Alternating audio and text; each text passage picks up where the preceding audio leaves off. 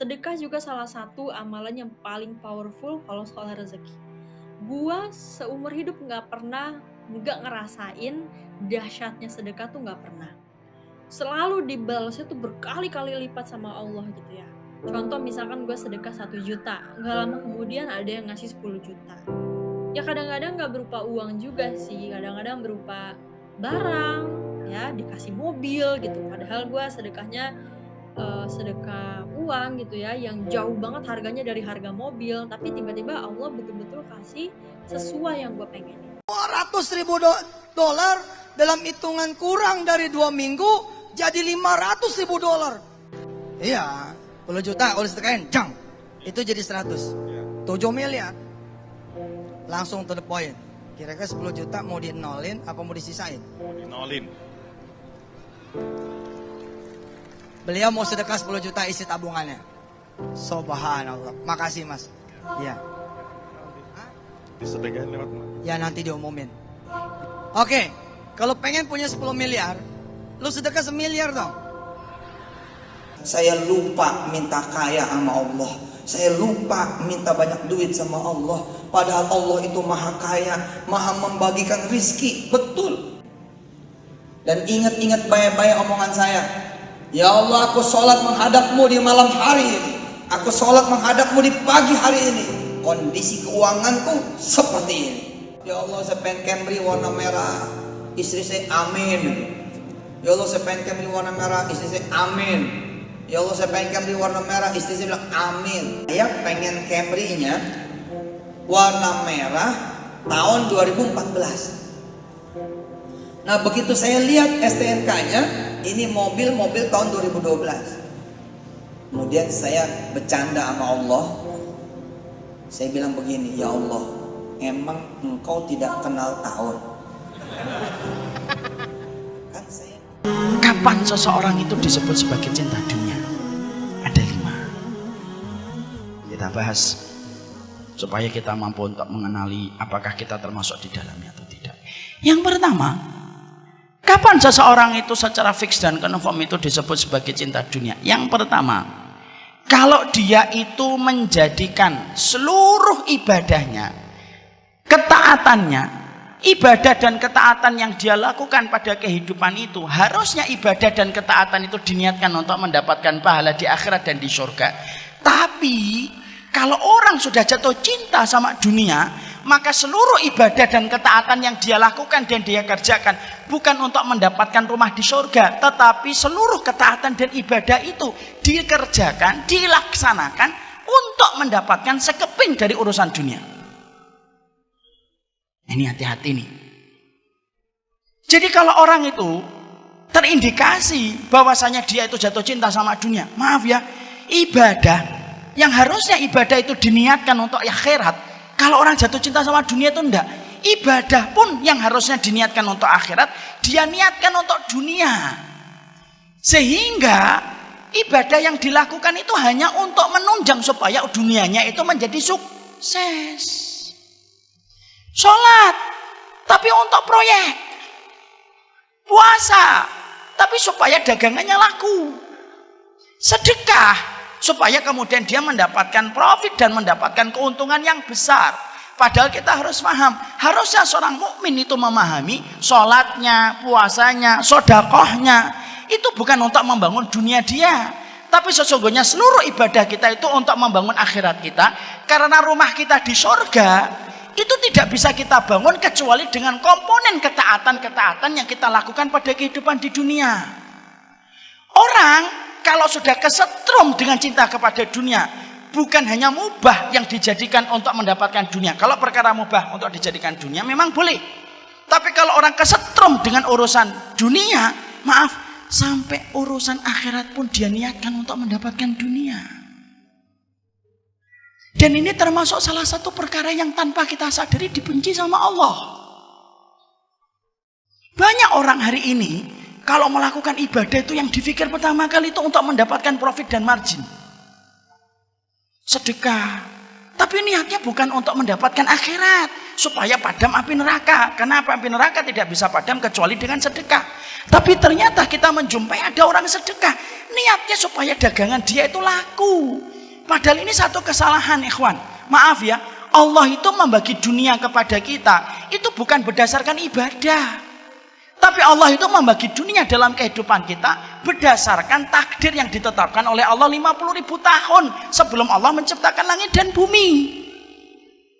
Kalau Allah itu membagi dunia kepada kita berdasarkan ibadah kita, satu, para sahabat itu tidak ada yang miskin dan para sahabat tidak ada yang fakir.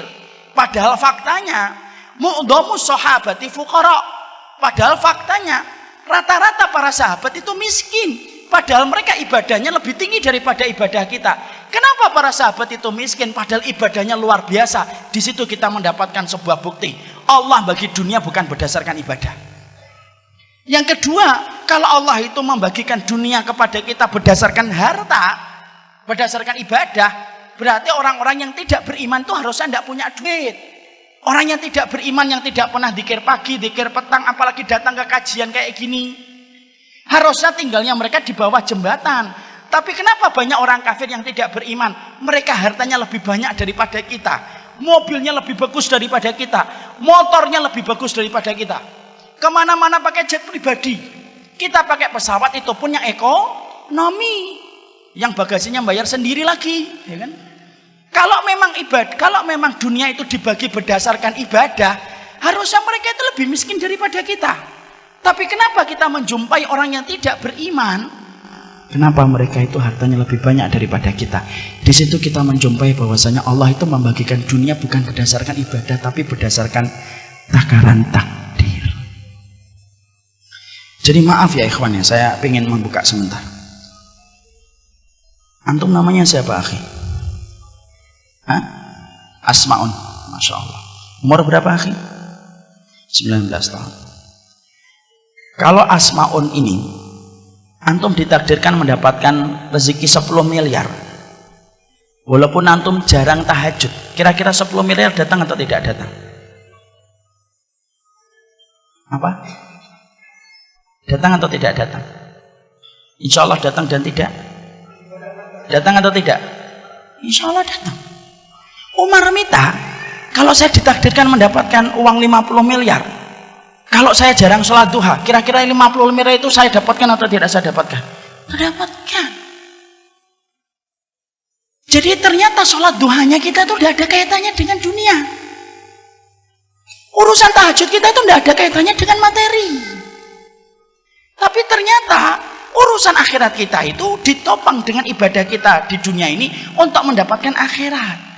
Tapi orang kalau jatuh cinta sama dunia karena khawatirnya dia terhadap dunia, maaf, lu sampai urusan ibadah yang harusnya diniatkan untuk akhirat, untuk mendapatkan akhirat yang lebih baik, karena dia cinta dan gandrungnya sama dunia, ibadah itu diniatkan untuk dunia. Dan maaf ya, kan antum, saya sudah hafal hadisnya, innamal a'malu binniyah.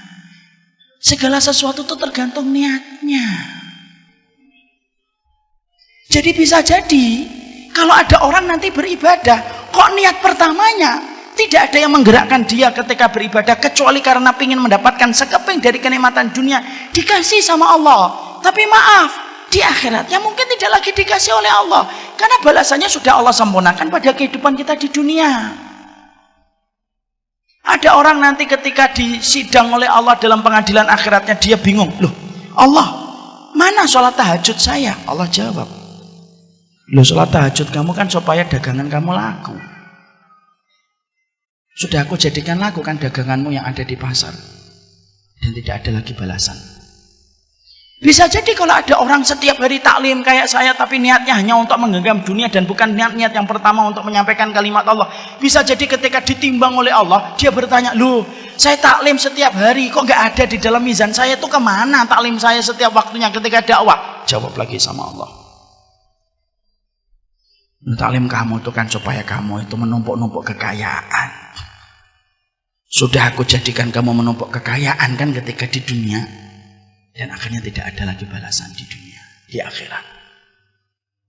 Ada lagi orang sedekah, dia sedekah terus sampai kemudian dia ketika di dalam mizan dia ngeliat, loh sedekah saya sudah ratusan juta kok nggak ada. Jawab lagi sama Allah, loh bukannya kamu sedekah itu supaya mendapatkan keuntungan besar, dan aku sudah jadikan keuntungannya besar kan ketika di dunia, dan selesai, habis.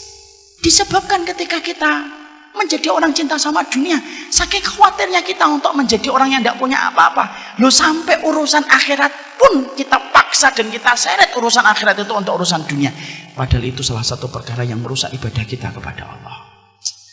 Allah itu zat yang pecemburu. Allah itu paling tidak suka kalau hati manusia bercabang ketika beribadah. Kalau kita sholat hanya gara-gara seorang wanita, sholat kita tidak sah. Sama, kalau sholat kita hanya untuk dunia pun Allah menjadikan sholat itu tidak sah. Kalau ada orang sedekah gara-gara ada Pak Bambang, akhirnya sedekahnya tidak diterima sama Allah. Sama, orang yang sedekah karena ingin mendapatkan dunia pun sama dengan orang yang sedekahnya untuk Bambang.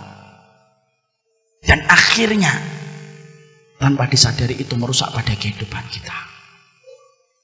Makanya saya teringat sebuah asar. Asar itu sebuah riwayat. Dan poin yang pertama ini berat tapi memang harus dibahas.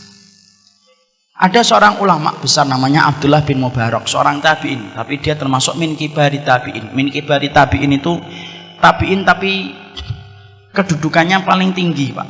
Karena tabi'in itu terbagi menjadi 3 tabaqat. 3 tabaqat itu 3 lapis. Maka kemudian Abdullah bin Mubarak ini aktivitas hobinya, Pak, sukanya itu nemuin para sahabat. Karena Abdullah bin Mubarak tidak mampu bertemu dengan Rasulullah SAW. Ketika beliau banyak ketemu dengan para sahabat Nabi SAW, Abdullah bin Mubarak itu ditanya, Abdullah bin Mubarak, kamu ini menemui para sahabat Nabi, maka bagaimana para sahabat Nabi itu kalau membaca Al-Quran, dan apa surat yang paling banyak membuat para sahabat Nabi itu nangis? Abdullah bin Mubarak ditanya begitu. Abdullah bin Mubarak bisa bahasa Indonesia, Ustaz? Enggak, ini saya terjemahkan. Abdullah bin Mubarak lalu berkata, aku ini melazimi para sahabat satu per satu, dan aku perhatikan makannya, aku perhatikan taklimnya, aku perhatikan bagaimana sholatnya, dan aku pula perhatikan bagaimana para sahabat kalau membaca Quran. Para sahabat itu kalau membaca Quran, yang paling mereka nangis itu kalau sudah melewati satu surat. Apa surat yang paling banyak membuat para sahabat nangis? Surat Hud, surat yang ke-11. Makanya surat itu termasuk surat yang membuat Nabi itu beruban. Surat Hud. Kemudian Abdullah bin Mubarak melanjutkan, surat Hud yang banyak membuat para sahabat itu nangis. Apa ayat yang paling banyak membuat para sahabat nangis terseduh-seduh ketika melewati ayat-ayat di dalam surat Hud? Dijawab oleh Abdullah bin Mubarak, ayat yang paling banyak membuat para sahabat itu nangis adalah ayat yang ke-15 dan 16. Apa ayatnya itu? Man kana yuridul hayatad dunya wa zinataha nuwaffi ilaihim a'malahum fiha wa hum fiha la yubkhasun. Orang itu kalau dalam kehidupan di dunia, yang dia pikirin dan dia niatkan dalam kehidupan dunia, kok yang dipikir dunia terus, nuwaffi ilaihim a'malahum fiha wa hum fiha la yubkhasun. Kami kasih kepada mereka dunia sebagaimana niat yang mereka tanam, la yubkhasun, tidak dikurangi sama Allah.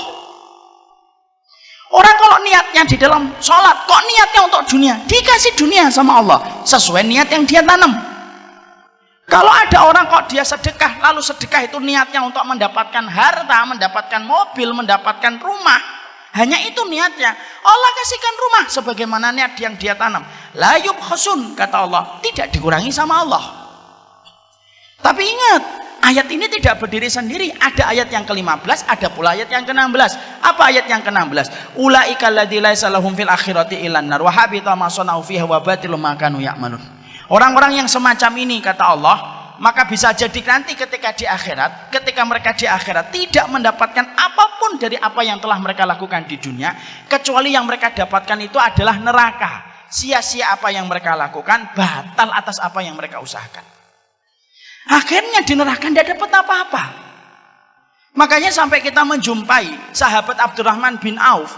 Sahabat Abdurrahman bin Auf itu kalau makan kurma agak besar, maka beliau itu nangis. Kalau ditanyakan kepada Abdurrahman bin Auf, "Mayub kika, yang membuatmu nangis itu apa wahai Abdurrahman bin Auf?" Dijawab sama Abdurrahman bin Auf, "Yang membuat saya nangis itu dua. Satu, kurma ini lebih baik daripada kurma yang dimakan oleh Rasulullah." Ikhwan, Rasulullah itu makan kurma adalah kurma rodi, kurma yang jelek. Kapan Rasulullah itu makan kurma agak bagusan dikit? Ketika habis memenangkan Khaybar. Memenangkan Khaybar itu habis Hudaybiyah, sebelum Fathu Mekah. 2 tahun lebih dikit sebelum kematian Rasulullah SAW. Itu agak bagusan dikit karena Khaybar itu subur. Khaybar itu tempat yang subur, ikhwan. Maka Abdurrahman bin Auf itu saya nangis karena ingat kurma yang dimakan Rasul dalam hidupnya. Yang kedua, yang membuat saya nangis itu saya khawatir jangan-jangan kurma enak yang saya makan ini, jangan-jangan balasan atas kebaikan saya di dunia. Lalu tidak ada lagi balasan untuk saya karena Allah sudah menyegerakan balasannya di dunia. Lah Abdurrahman bin Auf itu nangis, yang nanya nangis.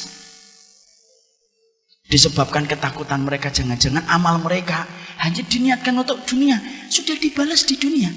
Lalu ternyata tidak ada lagi balasan dalam kehidupan di akhirat. Dan itu yang kita khawatirkan. Makanya inilah yang menjadikan kita memahami betul. Urusan-urusan dunia itu jangan sampai menjadi niat kita beribadah. Dan maaf ikhwan, kalaupun antum beribadahnya sudah karena akhirat, Allah pasti akan mudahkan antum untuk mendapatkan dunia. Kenapa? Akhirat kalau sudah beres, apalagi cuma dunia. Karena akhirat itu harganya mahal dan tidak ternilai harganya. Apalagi dunia, semahal-mahal dunia itu masih bisa kesebut harga. Jadi kalau orang itu ibadahnya sudah karena akhirat, pasti Allah akan berikan kepadanya dunia, dimudahkan oleh Allah. Dan itu kecil bagi Allah. Makanya inilah yang menjadikan kita mikir, ya Allah, jangan-jangan kita itu selama ini ibadah tapi cita rasanya cita rasa dunia. Sholat, rajin, tapi untuk dunia. Ya memang dapat, tapi setelah dapat tidak ada lagi balasan di akhirat karena Allah sudah segerakan di dunia. Dan maaf, kalaupun kita tidak menjadikan niat ibadah kita untuk dunia karena memang takdirnya kita dapat 5M itu datang. Tapi jangan niatkan ibadah itu untuk dunia. Karena Allah itu zat pecemburu. Allah itu pecemburu kalau niat hatinya manusia itu sudah diniatkan untuk Allah, tapi dia bercabang dan berselingkuh. Dia niatkan untuk dunia. Allah kok disamakan dunia, padahal di hadapan Allah dunia itu sebagaimana sayap seekor nyamuk. Makanya kalau ada orang sudah meniatkan untuk dunia, ayat surat Hud yang tadi kita baca dalam 2 ayatnya, itu bisa mengenai kepada siapapun. Maaf ya, dakwah ketika jadi ustadz itu yang paling susah itu bukan menghafalkan ayat. Enggak. Bukan ketika menghafalkan hadis. Enggak. Dakwah itu yang paling berat itu apa? Bagaimana menjaga niat supaya terjaga hanya semata-mata karena Allah. Jadi kalau ada ustadz kok tiba-tiba pengen libur, antum harus paham. Mungkin ustadznya lagi susah jaga niatnya. Karena dakwah itu tidak segampang yang terlihat. Ada kesulitan menjaga niat. Ada proses yang berat bagaimana apa yang dari hati sampai ke hati. Ada konsekuensi atas apa yang telah terucap. Itu dakwah. Dan ternyata kalau salah, tergelincir dalam masalah niat, berabi, selesai. Ustadz, kenapa sih kita membicarakan niat itu sampai sedetail ini Ustadz? Loh, karena kita punya Allah yang paling detail ketika mengerti masalah niat. Kalau kita tidak punya Allah yang tidak detail melihat niat, mungkin kita tidak perlu membicarakan niat sampai sedetail ini. Tapi karena kita punya Allah yang dalam sujud kita, rukuk kita, Allah itu zat yang paling detail kalau sudah membicarakan tentang masalah hati dan niatnya. Makanya keplesetnya kita dalam niat itu lebih parah daripada keplesetnya. Oke teman-teman, mungkin cukup itu saya temani kalian untuk ikuti kajian Ustadz Murmita ini. Bagi kalian yang ingin menonton full, bisa kalian tonton linknya di deskripsi ya. Dan sekali lagi teman-teman, yang saya maksudkan adalah saya ingin mengajak untuk teman-teman untuk kembali menata hati kita, menata niat kita. Apakah memang benar? Apakah memang dibenarkan? Apakah memang seperti itu? Bahwa ibadah sholat, ibadah sedekah, kemudian sholawat itu diibaratkan seperti mantra untuk membuat keajaiban, seperti mantra untuk menarik kekayaan gitu loh. Padahal kita itu masih banyak dosa gitu kan. Bahkan saya sendiri kadang-kadang juga malu kalau saya itu meminta kepada Allah dalam urusan dunia ya, padahal ibadah saya belum ada apa-apanya gitu kan. Dan kemudian kita bersolawat ya, bukankah kita bersolat itu memang atas dasar kerinduan kita kepada Rasulullah gitu loh, atas cinta kita kepada Rasulullah, bukan minta mobil atau mungkin ingin ATM kita nambah duitnya. Malu kita nanti sama Rasulullah ya Allah. Karena apabila nanti kita ditanya sama Rasulullah, ya Rasulullah, kami mengaku kami cinta kepada. Kalau Rasulullah menjawab, tidak, kalian bersolawat kepadaku karena ingin mobil, karena ingin ATM nambah, itu gimana? Bukan kita malu jika seperti itu, teman-teman. Jadi teman-teman, itu terserah kalian, itu hak kalian. Misalkan menganggap sholawat, sedekah, bahwa itu bisa menjadi sebab kita untuk mendapatkan dunia, untuk mendapatkan kekayaan. Tetapi sekali lagi ada ketakutan saya juga, teman-teman. Apabila mungkin Allah mengabulkan kita dunia, kita dapatkan, tetapi kita tidak mendapatkan balasan apapun di akhirat nanti gitu. Jadi teman-teman, ya itu saja. Semoga teman-teman tidak salah paham ya dengan video-video saya. Dan sekali lagi saya masih banyak kekurangan. Sekian dari saya, mudah-mudahan bermanfaat. Wassalamualaikum warahmatullahi wabarakatuh.